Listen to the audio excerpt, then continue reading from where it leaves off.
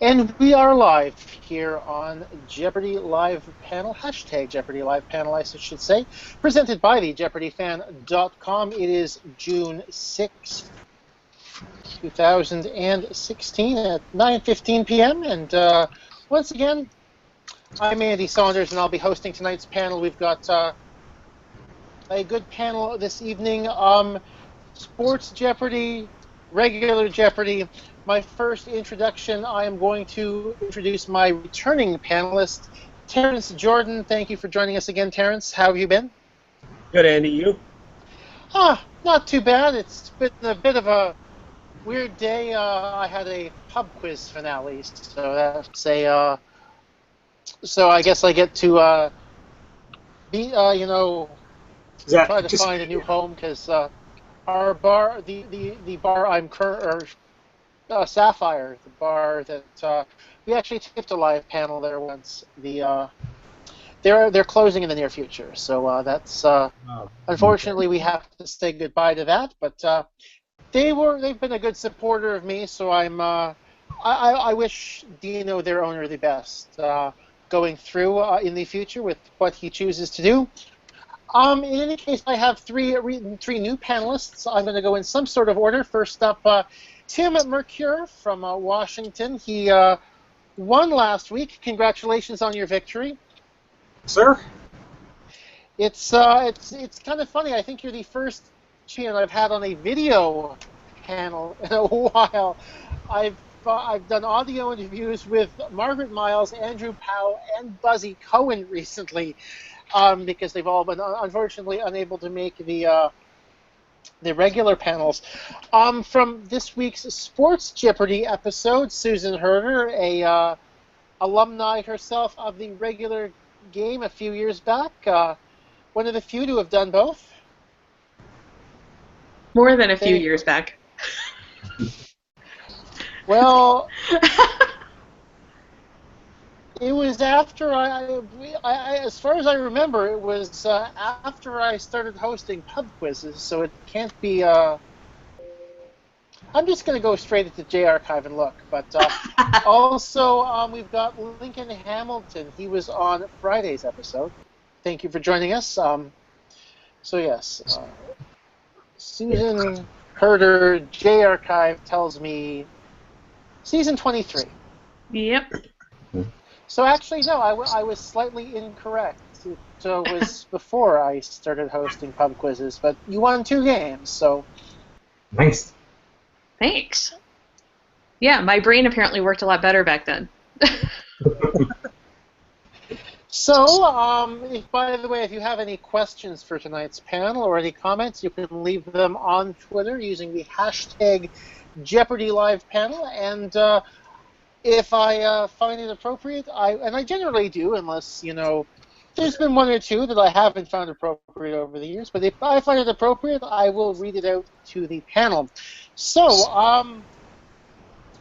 you know what, I think let's start off by talking a little bit about the main 5 games. I think it's probably a good spot to start off with. Before your taping started, Lincoln, I know you mentioned this on Twitter. Sounded like you had a bit of an experience getting to the studio. Yeah, I didn't stay at the DoubleTree like most contestants do. Sorry, my phone's blowing up. I stayed at an Airbnb in Venice. It was like 20 minutes away, not that big a deal. And every I had said that there was going to be a double taking contestant from the DoubleTree leaving 7:15 a.m. Everyone I talked to, 7:15 a.m., 7:15 a.m. So I get to the DoubleTree a little after 7 a.m. I only noticed there's one person who's well dressed and that was the kind of person I was looking for. But there's no shuttle. I wait 5 minutes, no shuttle. The person wound up being Will, who was on Monday. I went to talk to the concierge at level 3 And they said, yeah, there's not a shuttle out there. I said, great, that's not super helpful. Will calls the producers for the show, and Glenn basically says, yeah, the shuttle's gone. You guys need to get it somehow. So there was a few moments both before we got fired from Glenn, whenever we were considering that the whole thing was just an elaborate thing, that we were never supposed to be on the show to begin with, and then trying to figure out how we're going to have to handle it.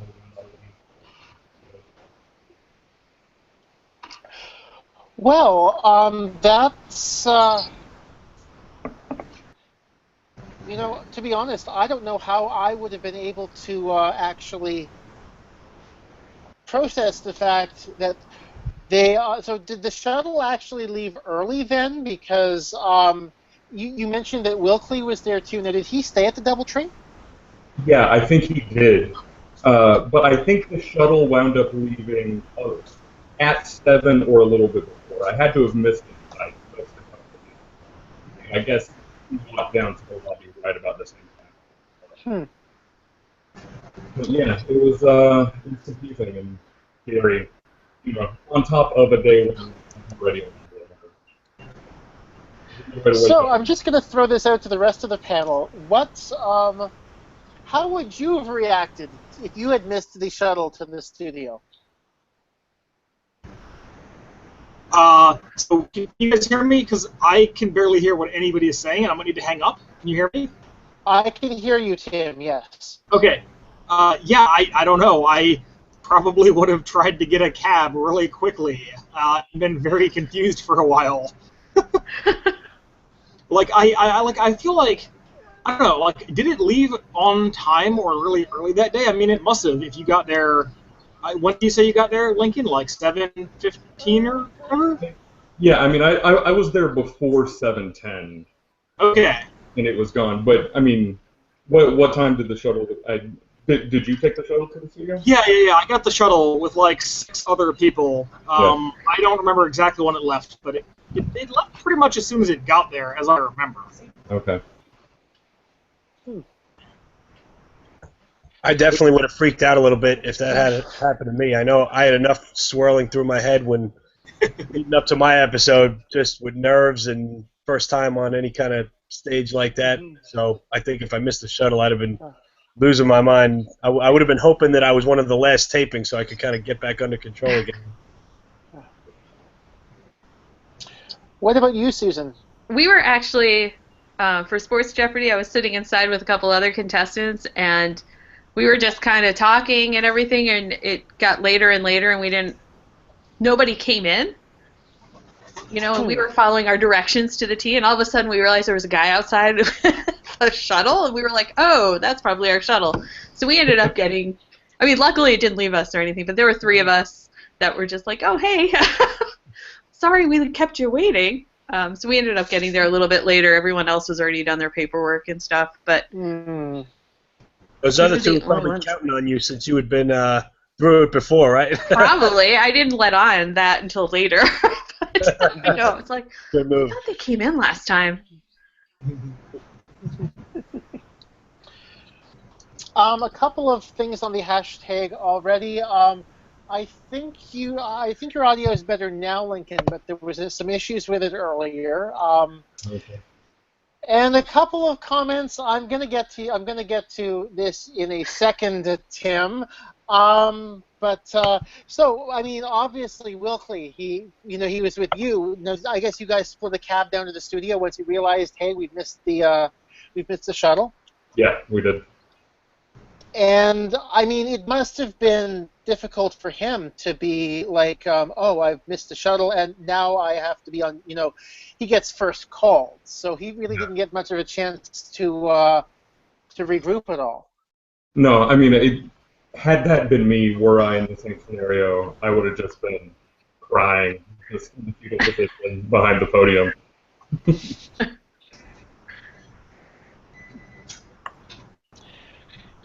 So,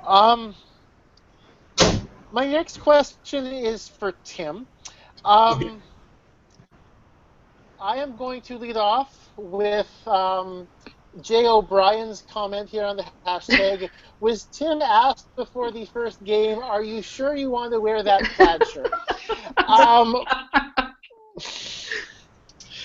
My own question was why? My another one from Shoshana on the hashtag. Tim's shirt is better today. Yeah, I know she wasn't a fan of your shirt in the first place. So go ahead, Tim. It's a good shirt. It's nice and loose. It feels good. You know, I actually, with more than anything else, I thought they were gonna make me roll my sleeves down, which I thought would have like sort of gotten in the way and been kind of annoying. Like I sort of hate having my sleeves down most of the time. I thought they were gonna like make me roll it down as like not being professional enough or something like that. So yeah, I too was surprised they would actually let me wear that because I thought it was gonna clash. But I figured I would give it a shot, and well, I guess it was a success because they didn't make me change. So certainly got some good comments from some friends too. So.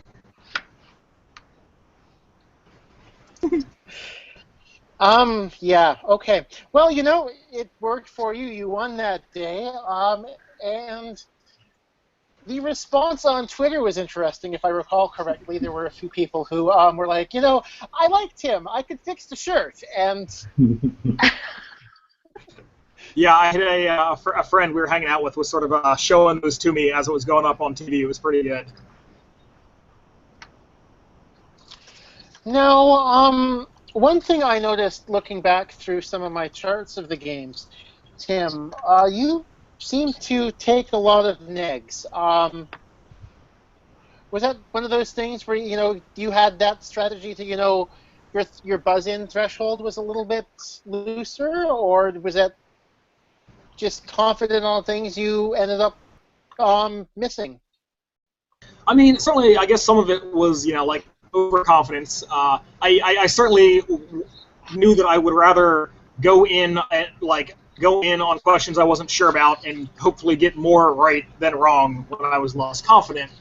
But yeah, I mean, like some of it was overconfidence, some of it was just like I didn't want to like be standing there and having known an answer and having been able to get it right without, you know, ringing and being like, oh man, I should have done that, and didn't want to have that like sort of guilt. So okay, that's fair. I can definitely respect that. Now, to the rest of you, the same question. Did you have sort of a buzz-in threshold? You know, I guess where, like, how percent sure did you feel you needed to be of an answer in order to signal? I didn't have a number in mind, but if I was fairly sure of the answer, I thought I had a good shot, I was going for it. I mean, I won my episode, but I had a bunch of negs. I gave a lead back at the end, and probably more negs than just about any other winner had, which I don't know if that's a good thing or not. But yeah, I was kind of fast and loose with the buzzer, too. You know, I'm going to go back through season 1 at some point, and I'm going to do a chart through it, and, you know, and actually see if you're true with that statement, Terrence. But I'm telling you, I do seem to recall. But I think so. I do seem to recall you handing a lead back, but that may have also been daily double induced too. I kind of threw it back. Handing is too gentle for what I did. I heaved it back. That's okay. Now, I guess obviously Kelly, she kind of stormed onto the scene a little bit in Double Jeopardy of your game, Tim. I think there was like 12 in a row or something where like she was the only person who could buzz in. Yeah, they were. Yeah, the first 13 clues of the round was either Kelly buzzing in or nobody buzzing in. Yeah. And I think we were all trying to buzz in on some of those, and it just wasn't happening for anybody else. So. I feel you. She was fast on that thing. Yeah, she definitely found her timing, and that's what you've got to do. Did you guys work? What did you guys work on in terms of timing or studying before you went on? Well, in terms of timing, I was strictly going off the cadence of Trebek's voice, like just waiting until he got to the end of the clue, then a half a beat, and trying to buzz in. Although that didn't work out very well. I hardly got to buzz in, so maybe that's I was about to say that didn't really work.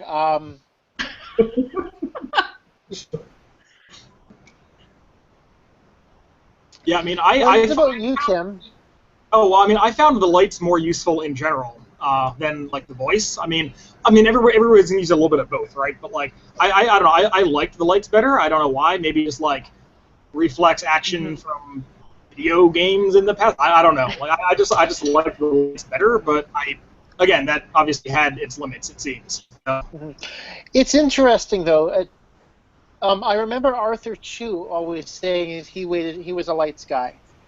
But of course, he's a really, he's a huge video gamer, so that, his reflexes are there.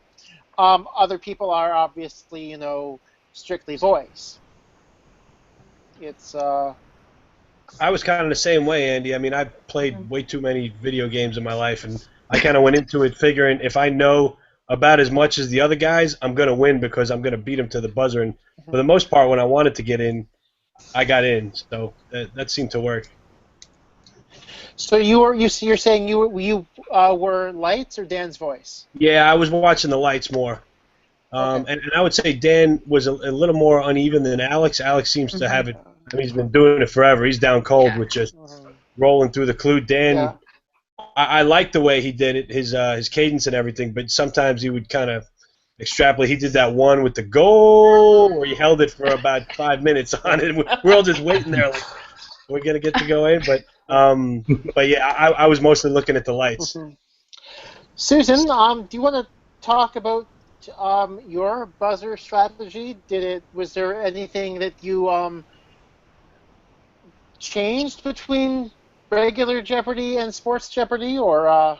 Well, apparently my reflexes got really bad in the 9 years in between, but I also went by the lights, but I agree. I think Alex has been doing it for so long, it was much easier.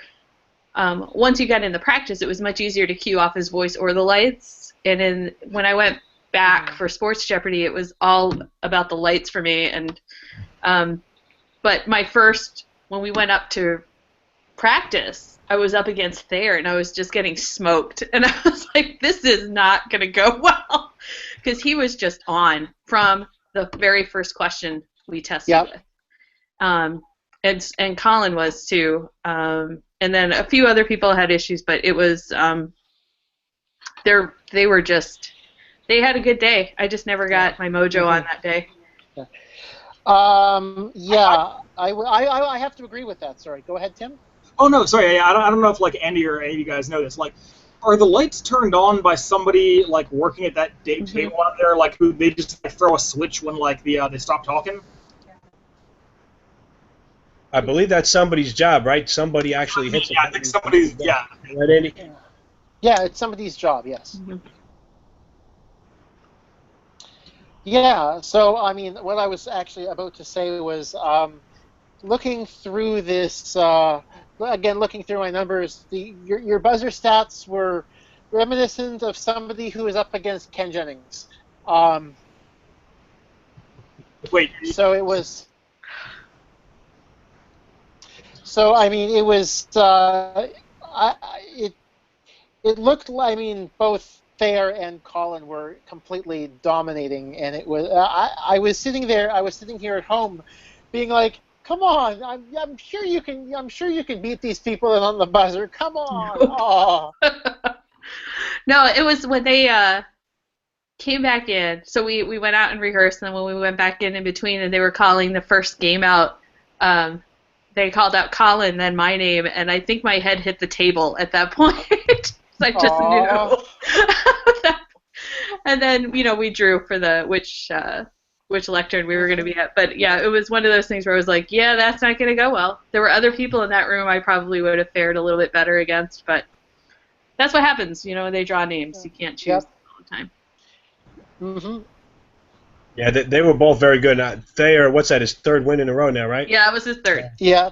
Yeah, I wouldn't be shocked if he keeps on running. He's very good. Yeah. Yeah, that reminds me, I got spoiled on Vinny's because of the intro to that game. I didn't know. I obviously knew Vinny wasn't there anymore, because I walked in and I was like, where the hell's Vinny? But Dan spoiled me on the games, and I was like, seriously, dude, we haven't seen this yet.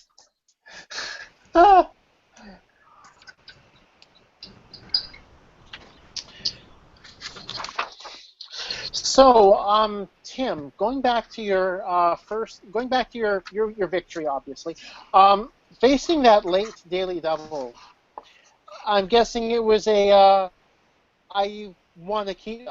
rather face the random Final Jeopardy than a $2,000 clue and drama. Yeah, my thought was that I don't know a lot of drama, and usually if there's a really hard one, it tends to be the $2,000 clue. Mm-hmm. I think. So rather than be forced to play for 2,000 plus or minus, I figured, well, maybe I'll be able to guess this, but probably not. So hey, let's just kind of go small instead, because odds are not in my favor. So just not being something I thought I was going to get, and correctly so. So. Yep.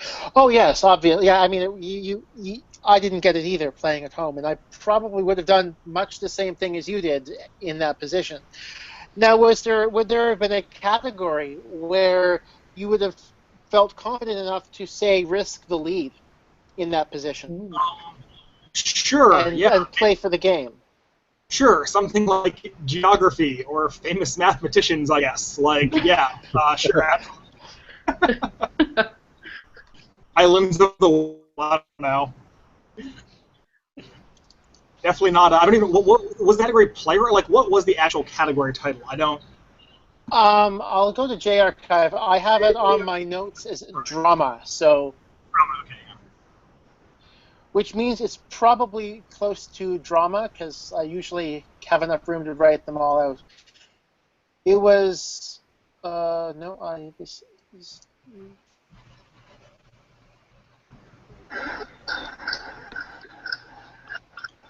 It was simply drama. So.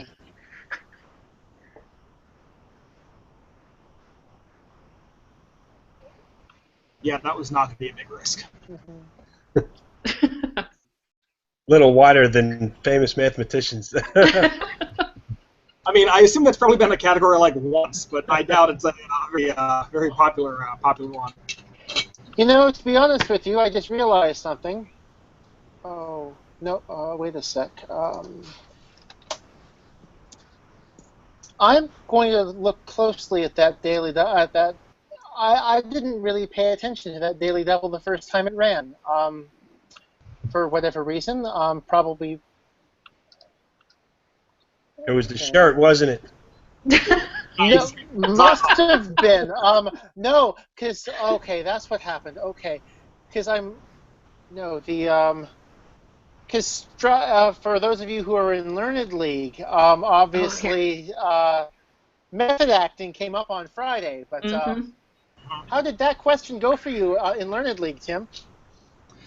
That question went, oh God, I think the answer to this is a crossword clue, and I was sorely mistaken. I associate that with what's his name, Elia Kazan. Okay. That's exactly what I thought too. Was not the answer. He was somehow associated with that. And I couldn't pull his name. All we had was James Lipton. So that was not no help whatsoever. Okay. Makes sense. I'm just glad in hindsight that the question in Learned League wasn't, I guess mentioned mentioned different things than the Daily Double itself, so that at least I feel better about not getting it when it came up on Friday.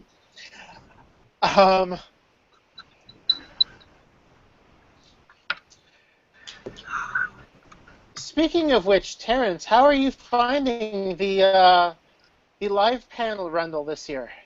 Oh, it's hell. It's the worst. It's all the super geniuses together, and then I'm in D Rundle, and I'm just fighting for scraps at the bottom. So it's a lot of fun. I mean, it's kind of an honor just to be playing against those people, but I'm in a little over my head, but that's okay. It's still fun. It's cool just to interact with people I've seen on the show, and the discussion is fun too. On the day after the matches, just everybody's very congratulatory or just funny about the way things went. So I've been enjoying it a lot. For the record, in case anyone's following,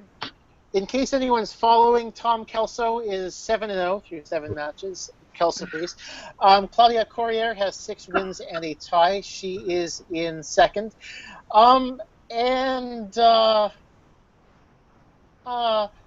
have Liz Quinnell, Drew Sheeler, Kyle Webb, and Mike Duvall all on 10 points, 3rd through 6th. I'm playing Drew Sheeler today, and his question percentage is like 87% overall. Yeah, that. So I was like, what am I even supposed to do? Why even bother with defense? It makes no sense. So, you gotta have a rocking defense like I did. My defensive efficiency on like the 4th day of this season was a .286 or something. Nice. Oh dear! It was awesome. Well, in my actual A run though, I have 5 ties in 7 games, including 4 in a row. Oh, wow. So. Jeez. And, they're not like 9-6 ties either. They're ties because I have managed to, bumble up the defense. But now, let's get back. Well, there's a question. There's actually two questions on the hashtag. Alyssa Flagg has asked, do contestants get any general instructions about what to wear on camera? Tim. I mean, what they say like wear kind of something nice, nothing, no T-shirt, I guess, like no crazy patterns. They tell you. Like, I imagine if it was like really fine, if it was like a really fine checkered thing, they probably would have made the change. Personally, like, I mean, but that's about it. Right? They say like nothing fancy, bring relatively plain, I guess. Yeah. And they encourage you to bring multiple outfits just in case whatever you do choose to wear, it just doesn't seem to work for whatever reason. So makes sense. No, Terrence, obviously when you were on Sports Jeopardy, you would have only had the 1 game, so I guess that would have been the reason for bringing multiple. Obviously, for the regular show, they tell you to bring multiple in case you go on a run.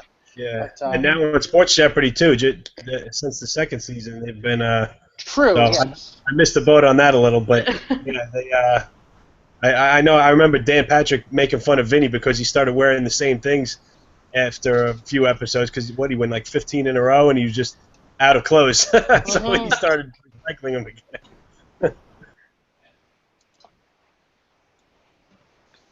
And then, of course, the time when he was like, well, I haven't got the money yet, and then Dan talks to someone backstage and then cuts him a check. Yeah, that was pretty nice. And then Vinny's like, wow, this is a real check. Yeah. I think he had new outfits after that, too. Yeah. Oh, boy. I'm just going to bring this up. A lot of, how one does on Jeopardy, I know this probably seems trite and cliche, but a lot of it really is about the categories you've seen. Now, did any categories you liked or disliked happen to make their way into your respective games? I was pretty excited to see the all barbecue category in my game. That's pretty awesome. I'm still upset that Kelly outbuzzed me to the question about burnt ends. So it's one of my all-time favorite foods. Please don't judge me, as I mentioned as the episode was airing. When I was in Kansas City for my audition last summer, I did not have Kansas City barbecue. What? What are you doing? What were you thinking? What was I thinking? Well, what did you? Yeah. Was this a quick trip or like? I know, right? I got in Tuesday and I left Kansas City on Thursday. I did check out some of your drinking establishments. And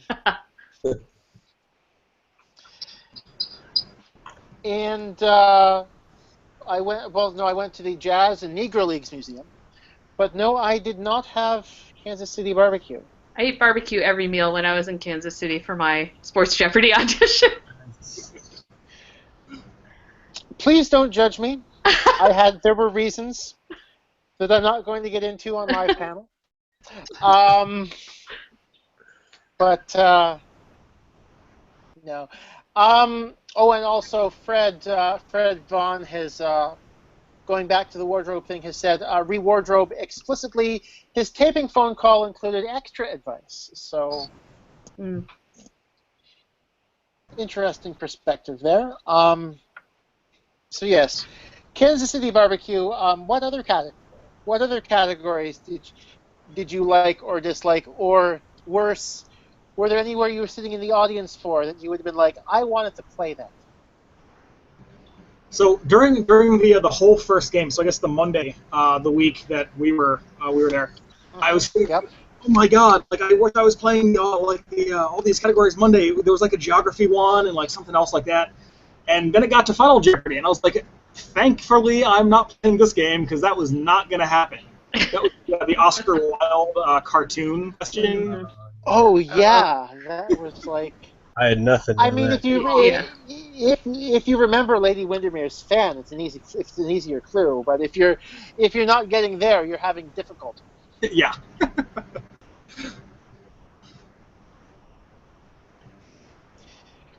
But I mean, for you could very well have had a runaway at that point and not needed to bet on that final. So.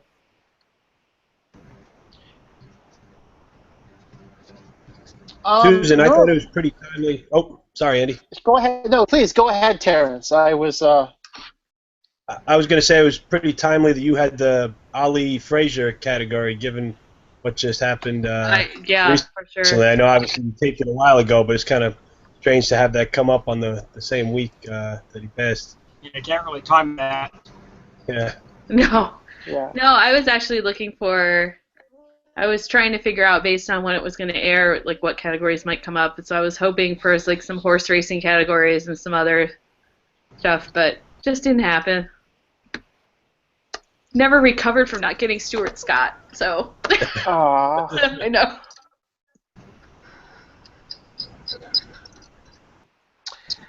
Yeah. So, well, of course, if you think about it. Lou Gehrig might have been slightly timely, but should have talked to you before I went. That's it. It happens. Let's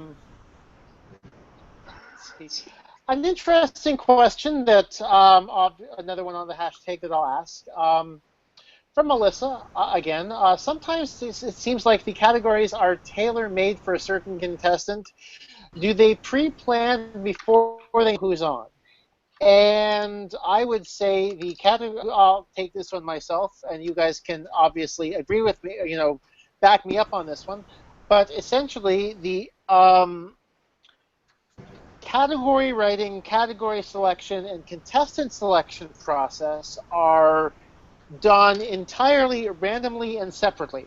So obviously, the selection of boards is done before they, I should say, the selection of boards is done independently and randomly of any contestants who are also selected randomly. So, obviously, sometimes, you're going to have an English professor get literature categories because literature categories come up and English professors go on the show. So, and I think you guys can all agree with that, right? As far as I know, the only time they actually tailor them is like Celebrity Jeopardy. I know I've seen some categories where there'll be like one category like with their name practically, and I can't think of an example off the top of my head, but like Aaron Rodgers is on there, and it says like Packers quarterbacks or something like that. Yeah. Matthew Weiner from Mad Men had a category in his celebrity game, Mad Men. So there you go, yeah, just like that. But yeah, the regular games are all random, and that's all part of the kind of the law, right? Well, I'm trying to think of the standards and practices. Yes. Yeah, it's all due to that. Yeah. Thanks, 21. Yeah. Now, I was actually going to ask you, Lincoln. You mentioned on Twitter how much you enjoyed today's board. I'm not going to ask you to get into too many specifics, but obviously, you would have played this one had things gone a little better for you on Friday. Yeah. Yeah. No, it was weird to look at the next day. Like it was, I spent 30 minutes going, oh, what might have been. Because it's on a big board that even the tougher questions were things that I happen to know pretty well. I will tell you, you are not the first person to do that. Yeah. I'd like to recount the story of John Coulterman. He was he was the fellow challenger along with David Madden in David Madden's first game, and he regrets not making a different Final Jeopardy wager.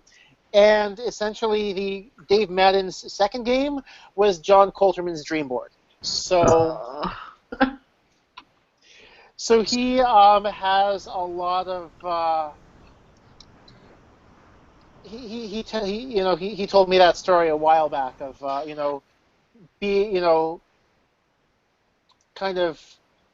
having the what might have been. So I can definitely see why you'd think that. Now, one thing I saw actually on Facebook, I saw one complaint about how Jamba Juice was a very regional chain and therefore was unfair as a Final Jeopardy for being a very regional chain. Now, what will you guys as a panel say about that? Is Jamba Juice something in your respective areas? Yeah, there are Jamba Juices where I live. And unfortunately, there are also Jamba Juices in Tulsa, Oklahoma, where Kelly was from. There's two of them, not that I Googled and checked it out. Yeah, I didn't even realize it was like it was a very segmented thing. I assumed it was just in like almost every mall, Yeah. I don't want to look up a map. It's a fair game. A lot of people know about it, even if it's not worldwide. I mean, there's plenty of questions that you might have a predisposed advantage based on where you live or where you studied or whatever. So, I mean, that's fair game, I think. There is one thing while I was up on stage thinking about it. I remembered old SNL skits that featured like extremely peppy Jamba Juice employees. Oh yeah. And so, I mean, it's a little bit of pop culture in there, but I don't know if there are regions that don't have Jamba Juices. I mean, I'm sure there are. But... Well, I looked afterwards. It says they have locations in just 26 states. Now, my guess is that those 26 states are some of the lesser populous states of the Union, and that most people in the country would live within 30 minutes of within maybe 30 minutes or an hour even of a Jamba Juice. But that's my own. Not something you're making up. Yeah, I think I'd need to get my hands on some pretty good GIS things in order to map that one out. That might be a very interesting thing to map out. What percentage of Americans live within however much of a such and such a chain? Whether you know it? Did you know the answer watching it? Did Or I was know that- the answer watching it? I did not get Jamba Juice playing at home, but I Okay. have heard of Jamba Juice, so I wasn't feeling disadvantaged. There are Jamba Juices in Canada, so I did not feel disadvantaged because not getting that answer or that correct response. Now, a couple of random questions for all of you. Back to some of the usual things I ask here on Jeopardy Live panel. First up, now, Tim, were you an alternate at any point and then carried over, or did you? No, like you mean when they have the two people who like do the coin flip or whatever, and like one of them has to come back another day? Yeah. No, I was never an alternate. I'd never got there before. I thought that they Okay. only did people who like lived in like Los Angeles, basically. Okay. Sometimes they'll have people, if they're doing multiple tapings over, a course of 2 or 3 days, they'll have, one or two of them come out the day before and not use them, like from wherever. But no, I was just curious. Sometimes they play those early on in the week. Unfortunately, it means I don't think you'll be able to answer this question, Tim, but Lincoln, you'll be able to. Oh. Obviously, pardon me, Lincoln. Do you know what's coming? No, I don't. You don't know what's coming. Okay, so obviously, being that you played on the Friday game, you got to enjoy a lunch at the Sony commissary, and the question that I get to ask is, what did you have for lunch? Oh, I played it light. I went to the salad bar.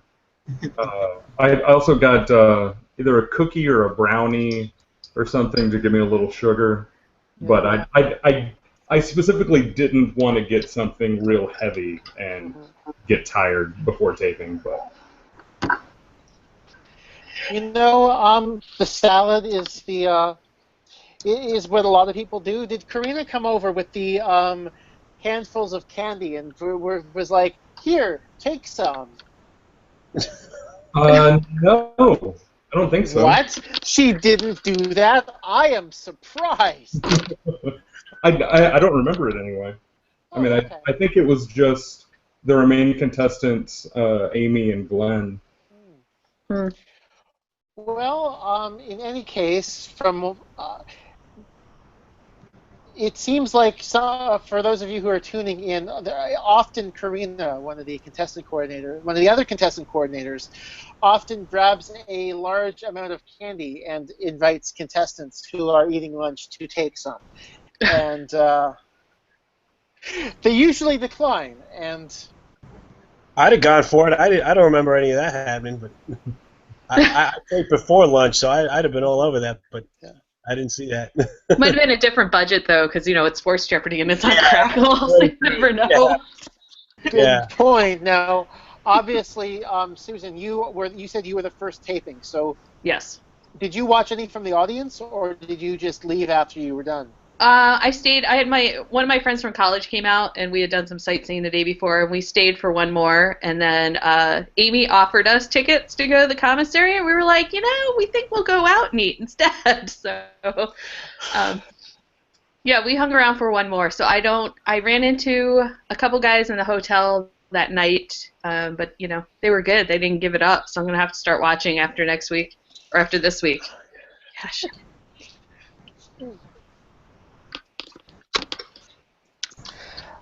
Okay.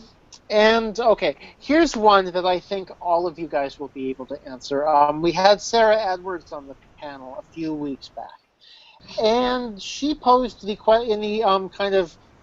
segment where I opened the floor up to everyone on the panel to ask a question. Basically, she asked, what caused you to fall in love with Jeopardy?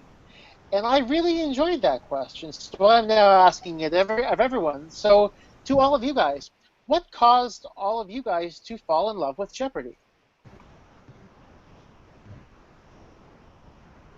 I mean, for me, I've always loved trivia, and I'm just a hugely competitive person. So when you put the two together, it was a match made in heaven for me. I mean, and it's nice. I mean, just a half-hour show, you can zip through it real quick. I mean, generally, me and my wife, we DVR them, and then we'll watch like 5 in a row at the end of the week, and just go through them. So I don't know. It's nice. It's been on so long. It's kind of a ritual and a tradition for a lot of people. So I've always been into it. Yeah, I used to really like watching it when I was a kid, so I don't know, that I guess probably just sort of persisted, like periodically, oh yeah, I should put on Jeopardy, yeah, it's been a while, or at least in college I sort of fell off of that, but I don't know, these days I still watch it like 2 or 3 a week, so. Okay. I'm pretty sure there's a couple of you who've yet to answer this question.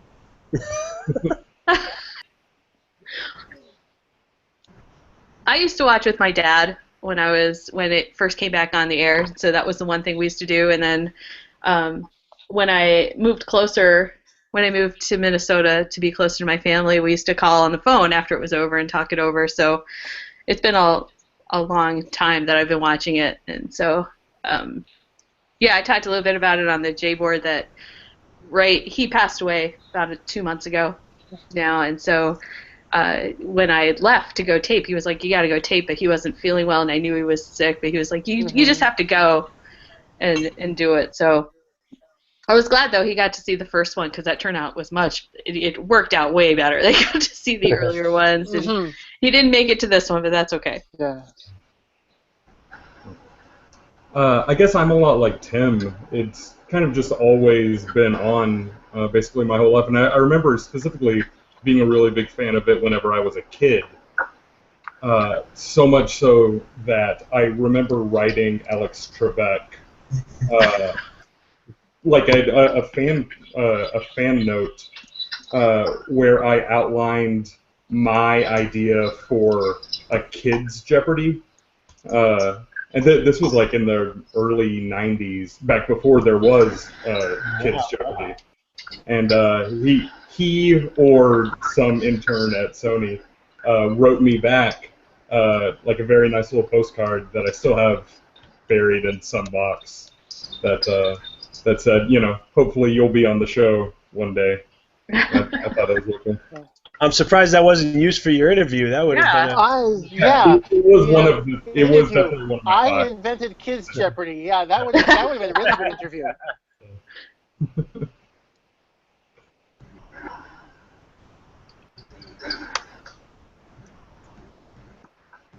So I'm going to open the floor up to anyone, to everyone on the panel at this point. So if you have any questions for anyone else on the panel, then by all means, this is a perfect time to ask that. And oh look, I'm getting recommendations for Kansas City barbecue on the hashtag from David Kendall. Awesome! I promise you guys, when I go back to Kansas City, I will have barbecue. There you go.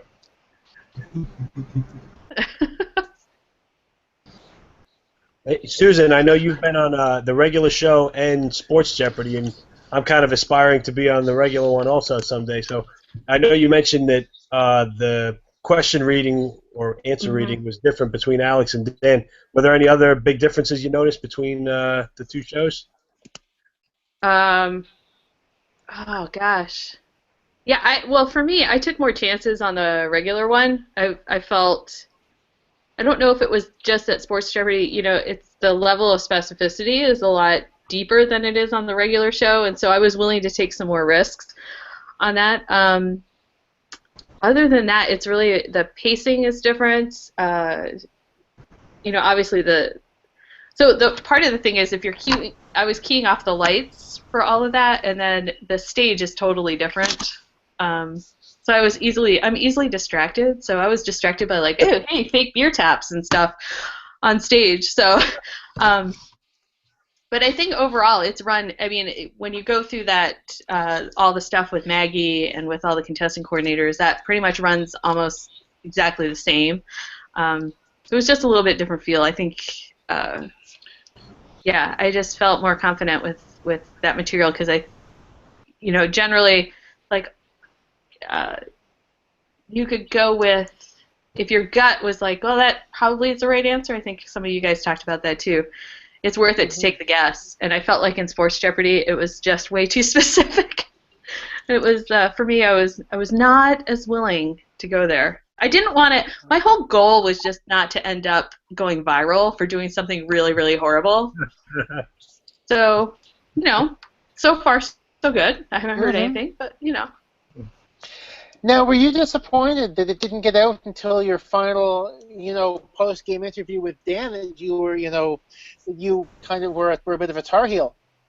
Oh, yeah. It was. Was it one of the questions? I don't think I put it on my card. I was really disappointed. Okay. Actually. Yeah, I don't remember having that on my card. Because I had the story about the Phillies where I sat in the booth, Yep. which is the one they picked, and then I had another story. My mom used to actually make jockey silks, and she made some for Willie Shoemaker that are in the Smithsonian now. He didn't go with that, and instead picked the one about the proposal, which is the same one that was from my first game on regular Jeopardy. So I was like, oh, we're going back there again. But I don't think I had anything about that on my card, now that I think about it. Which reminds me, I think Terrence is going to appreciate what I'm going to ask you about. But Ben Wiles brought this up on the live panel once, and so I'm going to ask you to recount the story of the of your audition. And apparently there were some Michigan fans in your audition, so please recount the story. Yeah, Terrence, you'll appreciate this. So there was I can't even remember. I was, it was a weekend. I drove in. I was like, I'll just go audition. Nothing will happen. But there were some Michigan fans in there that were whooping it up. So I called the timeout. Because you just have to call the timeout. I was like, oh, we don't have any more. So, yeah, that was bad. I probably shouldn't have done that. I actually had a similar thing in my audition. We did like the mock game, and I had already gone, and I was feeling pretty good. I'd done well on the test. I'd done well in the mock game, and I'm just sitting there feeling pretty decent. And one of the guys got up there, and they asked him what his favorite athlete was, and he said Chris Webber. And I don't know what possessed me to say something from the peanut gallery, but I just yelled out, "Oh, I love Chris Webber!" And they turned to me like, "What are you talking about?" I said, "Oh, Carolina right here." Time out. So I don't think he liked that much. I don't think he ended up making the show. He might have been a little flustered, but I don't know. Maybe it helped me catch their eye a little bit. Hey, guess what? You both made the show, so that's that's going to count for something. Susan, I must have missed the post-game interview. I watched the episode, but I know you mentioned before you were really upset you didn't get in on the Stuart Scott one. I was going to ask you, was that because you were a Tar Heel? I didn't realize that. Yeah, I've seen that and everything too, but all right, cool. Yeah, we were there. I went oh, sorry. No, I was just going to say, I went there as a graduate student, and I had gone to a women's college. So as you can imagine, sports, it was like me and one of my friends. We would just meet and talk sports all day. So when I went to grad school, I made sure I picked a larger university that had a decent basketball team, and that was so. I got there in the fall of '92, so got the championship right away. Timing. Yeah, it was great timing. Yeah, I graduated in 05 when we won it all. We were horrible my freshman year and kind of got better each year. But yeah, I was at the national championship game this past year when the Villanova game, and that was rough. I'm thankful I'm still alive after that.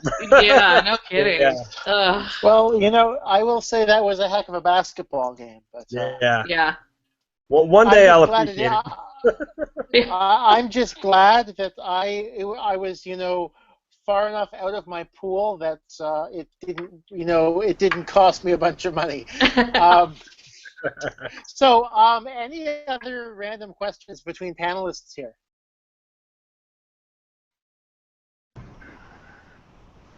Okay, I hear crickets. So, as the recommendations for Kansas City Barbecue still hit my timeline, I will. I'd like to thank all of you guys for tuning in, as well as for taking part tonight. Congratulations once again to you, Tim, on your victory, and also, I guess, to Lincoln and for Susan for making it to the show, your respective shows in the first place. It's still, I have to say, it's still quite an accomplishment getting there. So, something I have yet to do. It's coming. But, Yeah, it's just a matter of time. well, I hope so. The good news is there's a Canadian on this week, so obviously nothing. They're still calling the Canadians, which is always Mm-hmm. an important thing, especially with what happened in the news with the show. So at least with the with the last online test, once again, Canadians are not banned from Jeopardy, I swear. So everyone here at the JeopardyFan.com and hashtag Jeopardy Live panel, once again, if you're interested, the audio simulcast does get posted to iTunes as well as Google Play or your favorite podcast app. There is an RSS feed for that. So thank you guys for tuning in, listening, however you're consuming your Jeopardy Live panel. So for everyone here, I am going to end the broadcast now. If you're listening on audio, the credits will be up shortly. Thank you very much. Have a great night. Thank you guys for coming on. Thanks. Yeah. Good night, everyone. See ya.